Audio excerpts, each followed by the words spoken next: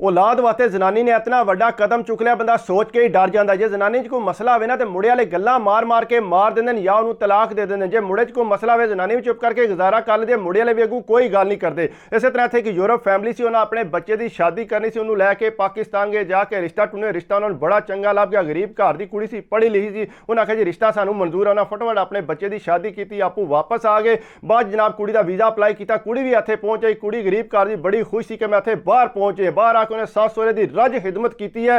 साल डेढ़ बाद सस सहुरा जो कोई गल्लां सुनानियां शुरू हो गए कि सानू पोती पोते का मुंह देखना कदों नसीब आती है, मैं क्या कर सकनी है, जो रब की रजा है। अगू वो कहना नहीं तू मुड़िया जाके डॉक्टर को चेक करा। कहते जिसे डॉक्टर को लै गए, उन्हें पूछा कितना अरसा हो गया शादी को, कितनी एज हो गई, इस तरह कहते सारी गल्लां पूछ के उन्हें कहा जी ठीक है, असं तुहानू अपॉइंटमेंट सेंड करांगे तो फिर तुसीं आओ, फिर तुहाडे टेस्ट होणगे। कहते 6 महीने की अपॉइंटमेंट लभी। अगू सस सहुरा गल्लां करन लग पे, इतनी लंबी अपॉइंटमेंट लभी है। खैर कहते 6 महीने बाद जिसले असीं उत्थे गए, डॉक्टर को चंगा अट्टा कट्टा जवान डॉक्टर सी, आंदा कि तू स्टेचर के उत्ते लेट जा। कहते स्टेचर जिसे लेटिया, कहता नहीं शलवार ला के लेटना, नाले उत्थे स्टैंड बनया उहदे उत्ते लत्तां रखनियां। कहता मैं अपने हसबैंड नूं तक्कण लग पई कि एक कोई गल नहीं। आख्या तू फिक्र ना कर, तू बाहर दे मुल्क च इस तरह की कोई गल नहीं, तू जाके लेट, मैं तेरे कोल खलोती हाँ। कहता मैं ला के शर्मिंदा जी होकर जाके उत्थे लेट गई, कोई लत्तां उत्ते रख के। कहता जू डॉक्टर है उन्हें हाथ च फुरतरू जा फड़िया कैमरा जा, कहता जू उन्हें फेरना शुरू किया, चेक करन लग पिया, कैमरे सामने मैनूं हर चीज़ नज़र आ रही सी। कहता उस तो बाद तकरीबन 10-15 मिनट उन्हें लाए। उस तो बाद कहता चलो ठीक है, कहता मैं तुहानूं नैक्सट अपॉइंटमेंट देना, फिर दोबारा तुहाडा टेस्ट होगा, फिर तुहानूं दसांगे। कहता उन्हें फिर जो 3 महीने बाद ही अपॉइंटमेंट दी। मैं उन्होंने आख्या घर आके मैनूं तो बड़ा ही बुरा लग्या जिस तरह अज मेरा टेस्ट है। उन्हें कहा तू फिक्र ना कर,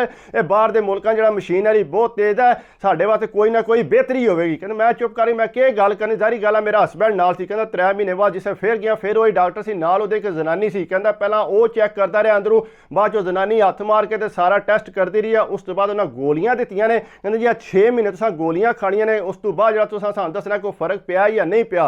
कहते 6 महीने असां गोलियां खादियां ने लेकिन कोई उहदे नाल असर नहीं पिया, कोई फर्क नहीं पिया। उन्होंने जाके दसा कि सानूं कोई फर्क नहीं पिया। कहता उन्हें फिर गोलियां दे दित्तियां लेकिन उन्होंने नाल भी कोई फर्क ना। अगू सस सहुरा जिहड़ा वो मैनूं गल्लां सुणांदे सी, मैं एक बार 2 बार सुण भी लिया कि इनू तलाक दे ते इनू दफा कर, पाकिस्तान छड्डिया। मुड़ा भी अगू कहता कि चलो मैं सोचांगा। कहता मैं अगू गुस्से च आके मैं मुड़े नूं आख्या तुसीं इंज करो, तुसीं भी एक बार जाके अपना टेस्ट करा लो। कहते अगू उन्हें गुस्सा किया, सस सहुरे नूं पता लगा, वो मेरे नाल नाराज हो गए कि इस तरह की गल तू कीती ते कीती किस तरह, असां तैनूं इत्थे बाहर लैके आए, तू आके साडे मुड़े वास्ते इस तरह गल्लां करेंगी, साडे मुड़े नूं तैनूं क्या लगदा चंगा भला ते हट्टा कट्टा है। कहते बेशक हट्टा कट्टा लेकिन टेस्ट कराए, उस डॉक्टर को दवाई दे ते आराम आ जाए, कोई बेहतरी हो जाए। कहते वो गल सुन के राजी को नहीं सी। कहते बहरहाल मैनूं ये पता सी कि ना मैनूं हुण छड्ड देना है। कहते मैं अपने हसबैंड नूं आख्या गल सुन, एक बार मैं पाकिस्तान जाके ना अपने टेस्ट कराना चाहनी हाँ, ताकि तू मेरी गल मन, नाले तू मेरे नाल चल, उत्थे जाके मैं टेस्ट कराने, फिर बेशक जिस तरह तू आखेगा मैनूं तलाक देनी है, जो भी करना तू बेशक दे दी। कहते चल ठीक है। कहते सस सहुरे नूं कोई ना दस्या, वो मेरे नाल टुर गया पाकिस्तान। कहते जाके उत्थे मैं टेस्ट कराए, उन्हें आख्या जी तेरे टेस्टां च कोई मसला मसैल नहीं, तू बिल्कुल ठीक है। कहते मैंने दस्या कि इस तरह मशीनां नाल चेक करते रहे, कहते मत्थे ते हत्थ मारन लग पे, इस तरह किस तरह टेस्ट होंदे ने। बहरहाल कहते उन्हें आख्या तेरे च कोई मसला, उन्हें आख्या तू इंज कर अपने हसबैंड नूं आके वो टेस्ट कराए। कहते जिसे हसबैंड नूं आख्या तो फिर उस तरह मूँह बना, मैं आख्या तुसीं फिक्र ना करो, जिस तरह डॉक्टर आता एक बार मेरे कहण ते करा दो, भलके तुसां मैनूं छड्ड ते उंज ही देना, तलाक दे देनी है, एक बार मेरी गल सुन ही लवो। कहता बंदा चल ठीक है, जिस तरह तू आखनी है मैं उंज कर लेना। कहता फिर उत्थे जो टेस्ट करवाया, लेकिन वो रिपोर्ट जी है मैं उन्होंने जो बाहर कढ़ दिता ताकि उन्होंने पता ना लगे अपने हसबैंड नूं, उन्होंने अपने भाई नाल मैं कहा जा इनू लै जा। कहते जाके उत्थे जिसे डॉक्टर ने मैंने दस्या कि इहदे जिहड़ा जड़ा है इहदे इस तरह की कोई गल नहीं, इहदे तैनूं औलाद नहीं हो सकती, इहदे जरासीम काम नहीं करते, बेशक जितनियां मर्जी दवाइयां खा ले। कहना मैं बाहर आके उन्होंने दस्या कि इस तरह डॉक्टर आंदा कि कोई मसला नहीं, तुसीं भी ठीक हो, मैं भी ठीक है, मैं दवाई दी है तो तुसीं दवाई खाओ। कहता चलो ठीक है। कहना मैं उन्होंने आख्या कि मैं साल सारा जड़ा ना वो पाकिस्तान रहना चाहनी हाँ, ताकि मैं इत्थे रह के दवाई शाई खां, जे फिर मैंने दवाई लैनी पई तो फिर जाके मैं डॉक्टर को दवाई लै ला।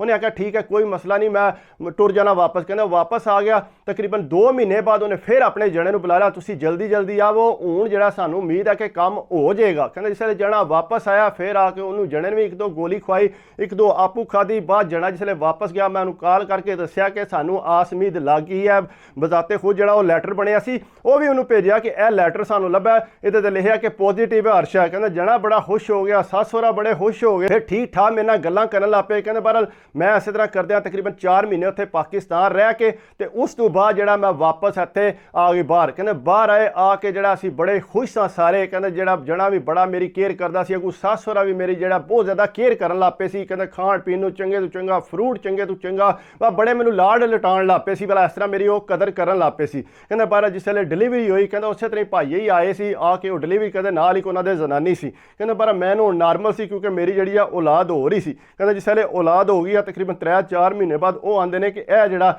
ਮੁੰਡਾ ਹੈ ਇਹ ਤੇ ਸਾਡੇ ਮੁੰਡੇ ਤੇ ਲੱਗਦੇ ਨਹੀਂ, ਇੰਜ ਲੱਗਦਾ ਇਹਦੇ ਜਿਹੜੇ ਨਕਸ਼ ਨੇ ਹੋਰ ਤਰ੍ਹਾਂ ਦੇ ਨੇ। ਕਹਿੰਦਾ ਅਗੂ ਮੈਂ ਆਖਿਆ ਕਿ ਹੋ ਸਕਦਾ ਇਹਦੇ ਜਿਹੜੇ ਆਪਣੇ ਨਾਨੇ ਦੇ ਟੁਰ ਗਏ ਹੋਣ। ਕਹਿੰਦੇ ਇਸ ਤਰ੍ਹਾਂ ਕਰਕੇ ਉਹਨਾਂ ਨਾਲ ਗੱਲ ਗੋਲ ਕੀਤੀ ਉਹਨਾਂ ਤਾਂ ਕਿ ਪਤਾ ਲੱਗ। ਕਹਿੰਦੇ ਹੈਰ ਜਿਹੜਾ ਮੇਰਾ ਹਸਬੈਂਡ ਹੈ ਬਹੁਤ ਜ਼ਿਆਦਾ ਆਪਣੇ ਬੱਚੇ ਦਾ ਕਰਦਾ ਸੀ, ਹਰ ਵਕਤ ਆਪਣੀ ਛਾਤੀ ਦੇ ਉੱਤੇ ਉਹਨੂੰ ਸਵਾਲਦਾ ਸੀ, ਇਤਨਾ ਉਹਦੇ ਨਾਲ ਪਿਆਰ ਕਰਦਾ ਸੀ। ਲੇਕਿਨ ਕਹਿੰਦੇ ਮੈਂ ਉਹਨੂੰ ਤੱਕਦੀ ਸਾਂ। ਲੇਕਿਨ ਉਸ ਤੋਂ ਬਾਅਦ ਕਹਿੰਦੇ ਮਸਲਾ ਇਹ ਹੋਇਆ, ਤੁਹਾਨੂੰ ਪਤਾ ਹੈ ਅੱਜ ਕੱਲ੍ਹ ਜਿਹੜਾ ਜ਼ਨਾਨੀਆਂ ਜਿਹੜਾ ਢਿੱਡ 'ਚ ਗੱਲ ਨਹੀਂ ਪਹੁੰਚਾ ਸਕਦੀਆਂ, ਜਣੇ ਵੀ ਅੱਜ ਕੱਲ੍ਹ ਦੇ ਜਿਹੜੇ ਨੇ ਉਹ ਵੀ ਗੱਲ ਨਹੀਂ ਪਹੁੰਚਾ ਸਕਦੇ। ਜਿਹੜੀ ਇਹਦੀ ਭੈਣ ਹੈ ਉਹਨੇ ਜਿਹੜਾ ਰਾਜ਼ ਇਹਦਾ ਖੋਲ੍ਹ ਦਿੱਤਾ ਕਿ ਬੱਚਾ ਆਇਆ ਤੇ ਆਇਆ ਕਿੱਥੋਂ ਹੈ। ਉਹਨੇ ਆਪਣੇ ਜਣੇ ਨੂੰ ਦੱਸਿਆ ਇਸ ਤਰ੍ਹਾਂ ਕਰਕੇ ਕਿ ਇਹ ਕੀ ਮਸਲਾ ਬਣਿਆ। ਜਿਸ ਵੇਲੇ ਉਹ ਜਣੇ ਨੂੰ ਪਤਾ ਲੱਗਾ ਉਹ ਅੱਗੋਂ ਇਹਨਾਂ ਦਾ ਰਿਸ਼ਤੇਦਾਰ ਆਇਆ, ਉਹਨੇ ਜਿਸ ਗੱਲ ਉਹਨਾਂ ਨੂੰ ਦੱਸੀ ਤੇ ਗੱਲ ਸਿੱਧੀ ਇੱਥੇ ਬਾਹਰ ਪਹੁੰਚ ਆਈ। ਉਹ ਜਣੇ ਨੂੰ ਜਿਸ ਵੇਲੇ ਪਤਾ ਲੱਗਾ ਉਹਨੇ ਆਖਿਆ ਗੱਲ ਸੁਣ ਮੈਂ ਤੇ ਆਪਣੇ ਬੱਚੇ ਦਾ DNA ਟੈਸਟ ਕਰਾਉਣਾ। ਉਹਨੇ ਆਖਿਆ ਕਿਉਂ? ਉਹਨੇ ਆਖਿਆ ਮੈਨੂੰ ਪਤਾ ਲੱਗ ਗਿਆ ਕਿ ਬੱਚਾ ਮੇਰਾ ਨਹੀਂ ਹੈ। ਕਹਿੰਦਾ ਉਹਨੇ ਇਸ ਵੇਲੇ ਗੱਲ ਦੱਸੀ, ਉਹਨੇ ਗੱਲ ਦੱਸੀ ਸੀ ਕਿ ਜਿਸ ਵੇਲੇ ਪਾਕਿਸਤਾਨ ਨਹੀਂ ਹੈ ਗੁਆਂਢੀਆਂ ਦਾ ਮੁੰਡਾ 19-20 ਸਾਲਾਂ ਦਾ, ਮਾਂ ਨੂੰ ਵੀ ਪਤਾ ਸੀ ਭੈਣ ਨੂੰ ਵੀ ਉਸ ਨੂੰ ਪਤਾ ਆ, ਦੋਵੇਂ ਮਾਵਾਂ ਧੀਆਂ ਘਰੋਂ ਨਿਕਲ ਜਾਂਦੀਆਂ ਸੀ, ਇਹਨੂੰ ਕੱਲਿਆਂ ਘਰ ਛੱਡ ਦਿਆ। ਮੁੰਡਾ ਜਿਹੜਾ ਸਾਰਾ ਦਿਨ ਇੱਥੇ ਰਹਿੰਦਾ ਆ, ਉਹ ਜਿਹੜਾ ਤਕਰੀਬਨ ਮਹੀਨਾ ਡੇਢ ਇੱਥੇ ਰਿਹਾ ਤੇ ਤਾਂ ਇਹਦੇ ਘਰ ਜਿਹੜਾ ਔਲਾਦ ਹੋਈ ਹੈ। ਜਿਸ ਵੇਲੇ ਉਹਨਾਂ ਨੂੰ ਪਤਾ ਲੱਗਿਆ ਸਾਰੀ ਗੱਲ ਦਾ ਤੇ ਉਹ ਜਨਾਬ ਗੁੱਸਾ ਕਰ ਗਏ। ਉਹਨਾਂ ਭੈਣ ਨੂੰ ਵੀ ਪਤਾ ਆ, ਮਾਂ ਨੂੰ ਵੀ ਪਤਾ, ਦੋਵੇਂ ਜਿਹੜੀਆਂ ਨੇ ਬਾਹਰ ਟੁਰ ਜਾਂਦੀਆਂ ਸੀ। ਜਿਹੜਾ ਇਹਨੂੰ ਕੱਲਿਆਂ ਘਰ ਛੱਡ ਜਾਂਦੇ ਗੁਆਂਢੀਆਂ ਦਾ ਮੁੰਡਾ ਆ ਕੇ ਜਿਹੜਾ ਉਹ ਇਹਦੇ ਕੋਲ ਸੌਂਦਾ ਸੀ ਤਕਰੀਬਨ ਮਹੀਨਾ ਡੇਢ ਆ ਕੇ ਉਹ ਸੁੱਤਾ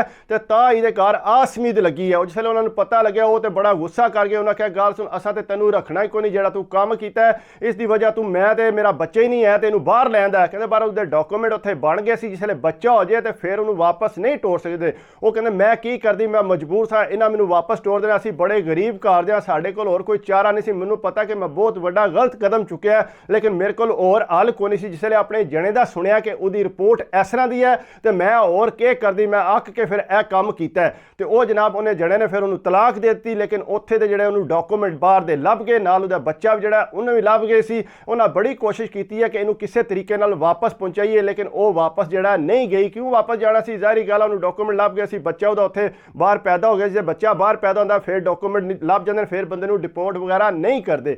ਇਸ ਤਰ੍ਹਾਂ ਕਰਕੇ ਉਹਨੇ ਕੀਤੇ ਨੇ। ਲੇਕਿਨ ਕਹਿੰਦੇ ਮੇਰੀ ਆਪਣੀ ਜਿਹੜੀ ਬੜੀ ਵੱਡੀ ਗਲਤੀ ਹੈ ਲੇਕਿਨ ਉਹ ਮੈਂ ਸ਼ੇਅਰ ਕੀਤੀ ਹੈ। ਲੇਕਿਨ ਇਸ ਤੋਂ ਬਾਅਦ ਇਹ ਹੈ ਕਿ ਉਹਨਾਂ ਨਾਂ ਵਗੈਰਾ ਤੇ ਨਹੀਂ ਦੱਸਦੇ, ਜ਼ਾਹਿਰੀ ਗੱਲ ਉਹ ਫਿਰ ਹੋਰ ਉਹ ਚੀਜ਼ ਹੋ ਜਾਂਦੀ ਹੈ। ਬਾਕੀ ਇਹ ਹੈ ਕਿ ਤੰਗ ਨਹੀਂ ਕਰਨਾ ਚਾਹੀਦਾ ਕਿਸੇ ਨੂੰ ਔਲਾਦ ਵਾਸਤੇ। ਜੇ ਔਲਾਦ ਨਸੀਬਾਂ 'ਚ ਹੋਵੇ ਤੁਹਾਨੂੰ ਲੱਭ ਜਾਂਦੀ ਹੈ। ਜੇ ਹਸਬੈਂਡ 'ਚ ਮਸਲਾ ਹੈ ਤਾਂ ਉਹ ਜ਼ਨਾਨੀ ਨਾਲ ਗੁਜ਼ਾਰਾ ਕਰਨ ਨੂੰ ਤਿਆਰ ਸੀ ਲੇਕਿਨ ਉਹਨੇ ਨਹੀਂ ਦੱਸਿਆ। ਉਹਨੂੰ ਪਤਾ ਸੀ ਕਿ ਇਹਨਾਂ ਤਲਾਕ ਮੈਨੂੰ ਦੇ ਦੇਣੀ ਹੈ, ਇਸ ਵਾਸਤੇ ਉਹਨੇ ਐਡਾ ਵੱਡਾ ਕਦਮ ਚੁੱਕਿਆ। ਬਾਕੀ ਇਹ ਕਿ ਅਗਰ ਮੇਰੀ ਵੀਡੀਓ ਤੁਹਾਨੂੰ ਅੱਛੀ ਲੱਗੀ ਹੋਵੇ ਤਾਂ ਲਾਜ਼ਮੀ ਲਾਈਕ ਕਰਿਆ ਕਰੋ, ਕਮੈਂਟਸ ਕਰਿਆ ਕਰੋ, ਸਬਸਕ੍ਰਾਈਬ ਕਰ ਦਿਓ ਤੇ ਦਿਲ ਖੁਸ਼ ਹੁੰਦਾ। ਬਾਕੀ ਦੁਆਵਾਂ 'ਚ ਯਾਦ ਰੱਖਿਆ ਕਰੋ, ਆਪਣੀ ਸਿਹਤ ਦਾ ਖਿਆਲ ਰੱਖਿਆ ਕਰੋ। ਅੱਲਾਹ ਹਾਫਿਜ਼।